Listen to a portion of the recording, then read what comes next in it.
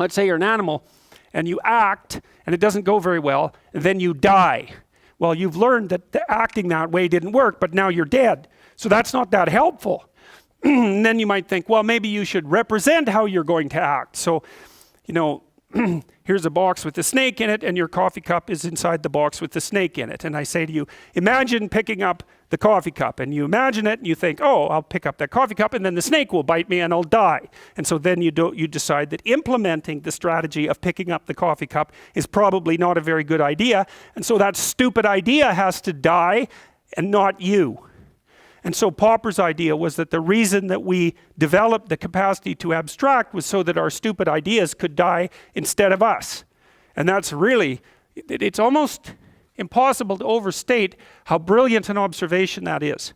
Because what it means is that, like, as a standard animal, you would have to produce variants of yourself reproductively to go out into the world and try their hand at survival. And that's pretty costly because you have to produce all the biological replications of you, so you could only probably manage that maybe 13 times if you really, really worked at it. And then the cost of their failure is extraordinarily high because they die. Well, you can just sit there and produce like 20 different versions of you extending out over the next week or the next month, and you can run them through a simulation and kill off all the ones that you don't regard as suitable and then only implement the successful ones. Now, you know, you could debate about how accurate you might be at doing that because it would depend on your knowledge, but we do know that intelligent people tend to do better across the course of their life.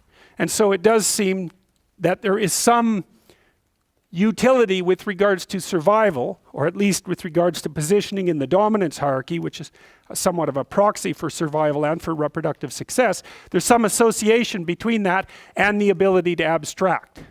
So we could say that part of the reason that people got smarter was because smarter people were more likely to stay alive. Now, I think it's more complicated than that too, because I believe that human males and females are in an evolutionary cognitive arms race, roughly speaking. And so as men get trickier, women get trickier to understand them. And then as women get trickier to understand, men get trickier to understand them. And so we've been chasing each other around this cortical expansion loop pretty much since we parted ways with the ancestor that we had in common with chimpanzees. And so that's roughly about 7 million years ago.